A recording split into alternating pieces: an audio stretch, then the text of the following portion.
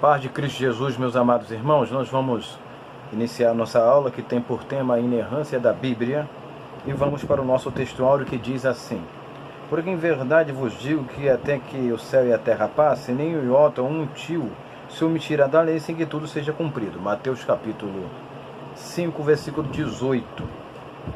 Nós vamos tratar sobre a inerrância da Bíblia, alguns pontos rápidos para a nossa memorização do texto e do conteúdo de nossa lição. Vamos para a nossa introdução. Quando se trata do tema inerrância bíblica, esse livro tem autoridade para gritar em alta voz. A Bíblia tem autoridade para gritar: eu não contenho erro. Você pode até encontrar diversas traduções bíblicas e essas traduções falarem de assuntos divergentes, ou seja, não se concordarem por causa de erro de copista, mas a Bíblia não tem erro. Não existe fala em relação ao seu conteúdo e profecias com os seus paralelos e fatos, ou seja, quando a Bíblia está falando de profecia, ela é inerrante. Quando ela está contando um fato histórico, também ela é inerrante. Porém, para se defender a inerrância, devemos também defender a perseverança da guarda do texto. Porque eu coloquei, em vez de colocar preservação, eu coloquei perseverança.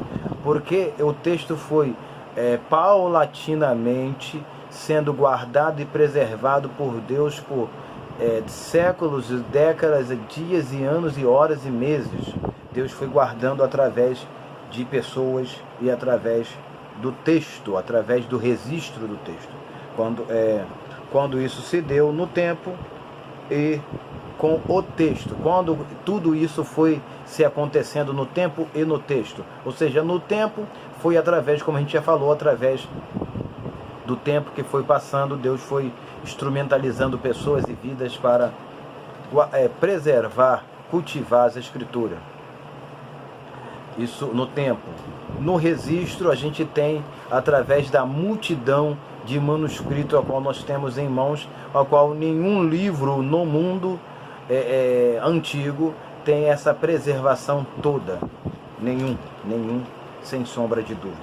Então, essa preservação, essa perseverança da guarda do texto, ela foi através do tempo e através do seu registro.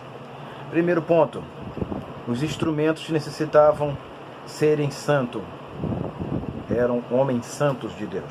Então o texto bíblico diz em 2 de Pedro, capítulo 1, versículo 21, você conhece, esse texto já foi citado algumas vezes já aqui, porque a profecia nunca foi produzida por vontade de homem algum, mas homens santos de Deus falaram inspirado pelo Espírito Santo.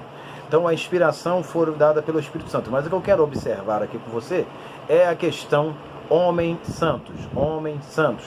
O texto, para que houvesse e chegasse até nós a inerrância da Bíblia, precisava-se de homens santos. Deus precisou instrumentalizar homens santos para que o texto pudesse chegar até nós. E quem eram esses instrumentos santos usados por Deus? Esses homens, esses instrumentos santos usados por Deus, eram os apóstolos, profetas e apóstolos, que a gente encontra em Efésios capítulo 3, versículo 4 e 5, que Paulo diz assim: pelo que quando lerdes, podeis perceber a minha compreensão do mistério de Cristo, ao qual noutros séculos não foi manifestado aos filhos dos homens. Aí começa: como agora tem sido revelado pelo Espírito aos santos apóstolos e profetas. Os apóstolos e profetas receberam revelações de Deus. Agora, naquele tempo, e isto vale se pontuar para o ponto que vai ser o seguinte, que é a ideia que eles estavam não só sendo revelado, inspirado por Deus, mas eles sabiam o que estava acontecendo, eles sabiam que aquela revelação era dada por Deus, estava acontecendo naquele momento e Deus estava inspirando, lhes dando algo de especial. Então, o segundo ponto, nós vamos falar sobre os profetas sabiam que estavam recebendo revelação de Deus. Por que eles sabiam? Aí a gente volta ao texto anterior. Como agora tem sido revelado, eles falam assim. Ou seja, está sendo revelado. aos apóstolos, aos profetas. Eles sabiam que aquilo que eles estavam escrevendo, que eles estavam registrando, eram palavras de Deus, não só para o povo de sua época, mas para o povo vindouro, por isso o registro e as cópias. Vamos lá. Os profetas sabiam que estavam recebendo revelação de Deus. 1 Coríntios capítulo 11, versículo de número 23, diz assim: porque eu recebi do Senhor o que também vos ensinei. Paulo está dizendo que ele recebeu de Deus e estava passando aquilo que ele tinha recebido do Senhor. E aí a gente segue. Pelos profetas e apóstolos entenderem que estavam recebendo algo relativo da parte de Deus, revelativo, perdão, da parte de Deus. Ou seja, eles sabiam que a revelação, aquilo que lhe estava sendo revelado, vinha da parte de Deus. E uma coisa importante, culminavam em registrar com todo o esmero a revelação que recebiam. Ou seja, por ser revelação de Deus, eles tinham que registrar com cuidado, com minúcia, aquilo que eles estavam recebendo de revelação da parte do Senhor. Os copistas, após os apóstolos, deveriam compreender da mesma forma que o texto recebido, a revelação recebida, que o texto que eles estavam transcrevendo eram palavras de Deus. E aqui, deixa eu passar para a conclusão, mas pontuar algo aqui importante. Por exemplo, quando Paulo está falando na igreja de Colossenses, ele fala que a carta que está em Laodiceia deveria ser lida pela igreja de Colossenses e de Colossenses para a igreja de Laodiceia, e assim vice-versa. Essa leitura deveria ser feita por quê? Porque eles sabiam que aquelas palavras que Paulo tinha registrado era revelação de Deus para o povo.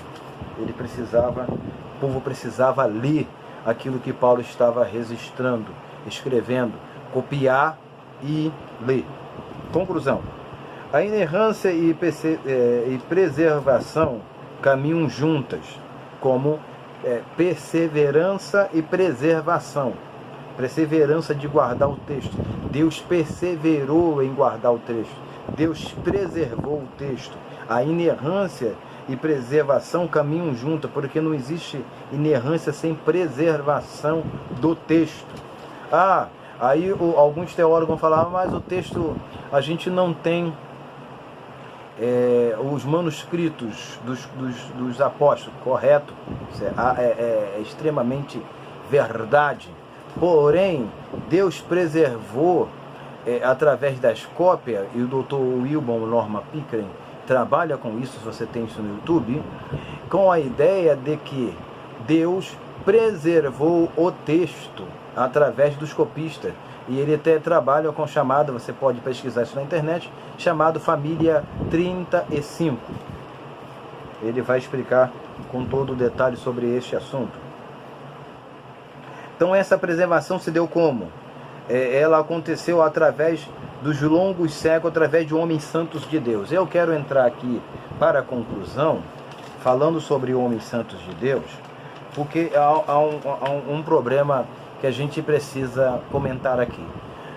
Que quando falam de homens santos de Deus, os teólogos vão trabalhar com a seguinte ideia: homens santos de Deus eram aquelas pessoas, os apóstolos, os profetas, que nós já citamos aqui, Efésios capítulo 4, versículo 4, capítulo 3, versículo 5, apóstolos e profetas, e são simplesmente esses homens. Mas eu entendo que homens santos de Deus não se resumem simplesmente a os apóstolos, mas se resume a todos os copistas que mantiveram esta preservação. Eu vou ler rapidinho um texto aqui, eu vou ler em Efésios mesmo, só para que você possa entender um termo. A palavra para santo significa separado para algo santo, algo sagrado.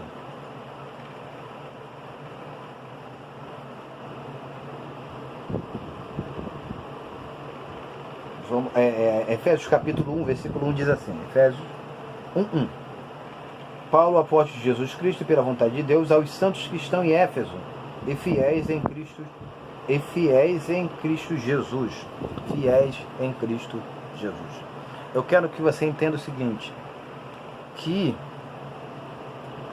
a preservação, o manuscrito, a preservação do manuscrito, da cópia chegar sem defeito, a inerrância das Escrituras, a preservação das Escrituras, a perseverança de Deus de trabalhar através de homens instrumento, foi através de homens santos, que não existiram só na época dos apóstolos, ou só eram os apóstolos, mas ao decorrer dos séculos e séculos e séculos.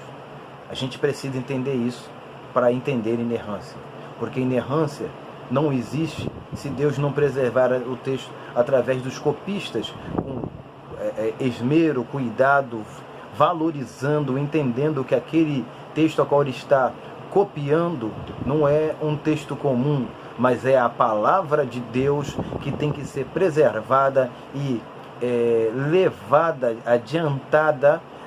adiante para outras pessoas, para outros povos que necessitavam ouvir a palavra de Deus e se alimentar, como o texto de Mateus capítulo 4, versículo 4 vai dizer que o homem se alimenta de toda a palavra que sai da boca de Deus. Então entendamos que preservação, inerrância e perseverança de guardar o texto caminham juntas. Deus preservou o texto através de homens santos, não só dos apóstolos, mas ao decorrer dos séculos. Que Deus possa nos abençoar. Vamos estar orando, pedindo a Deus que nos dê uma excelente aula de escola dominical. Amém. Feche seus olhos.